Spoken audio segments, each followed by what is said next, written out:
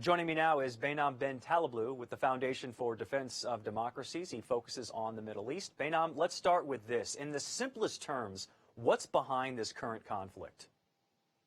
Well, Jay, great to be with you. As you know, there's been multiple rounds in the past between terrorists in Gaza and, of course, the Israeli government going to war in 2008, 2012, 2014.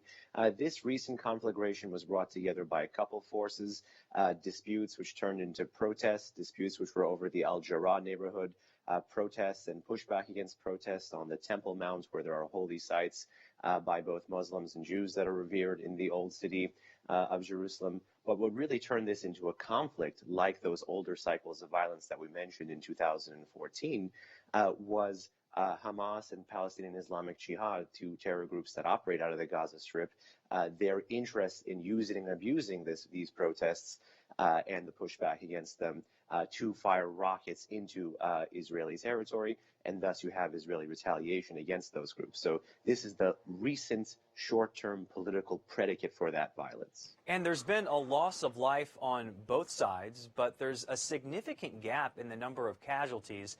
Israel says more than 1,000 rockets have been fired at it from Gaza, and it says its counterattacks are targeted at Hamas militants. So why has one side suffered more loss of life? Well, indeed, there is a reported gap or asymmetry in the casualty count, just like there is a reported gap in the military capabilities. Hamas and PIJ, they're terrorist groups. They have asymmetric capabilities.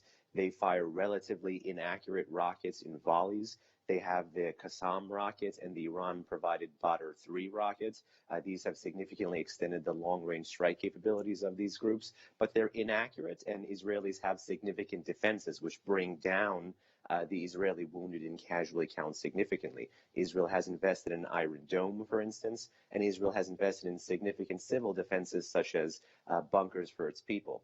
Most unfortunately, Hamas covets civilian casualties. They use and abuse it on television. They don't necessarily build bunkers for their population, and they invest their limited money in these strike systems and retain ties to terrorist states like the Islamic Republic to be able to get weapons to continue future rounds of these conflicts. So it's a very toxic situation created by these two terror groups operating out of the Gaza Strip. And Israel says it goes to lengths to avoid civilian casualties, sending out warnings. What other ways does it work to avoid innocent loss of life? And is that common in these types of conflicts? Well, I think what is uncommon when you look at the Israeli-Palestinian conflict is the lengths to which a democratically elected government in Israel does go to actually not strike en masse. These are not strategic bombing campaigns. These are relatively targeted strikes, of course, with the laws of war and, of course, with the facts of war, which is, it's going to be uncontrollable after you make first contact with the adversary. They seem to do the best that they can. No one's going to say that there is no civilian casualties. I think both in terms of providing leaflets, both in terms of providing warnings in different languages. They try to get people out of neighborhoods, but they also do go after specific commanders. We know, for instance, that there are 6 or 7 Hamas commanders that the IDF has targeted in this recent operation, and they use intelligence to try to thwart specific incoming attacks before they occur. But nonetheless, Hamas and PIJ appear intent on firing rockets into Israel, so Israel is retaliating. If Hamas and PIJ would stop, it's clear that Israel would seem to stop. But if the Israelis would stop, it's not clear that Hamas and PIJ would stop. And thus you have the predicate for a future cycle of violence. Such a complex situation. Behnam Ben Taleblu, thank you so much for your insight and unpacking this for us. I appreciate it. Thank you so much. Colonial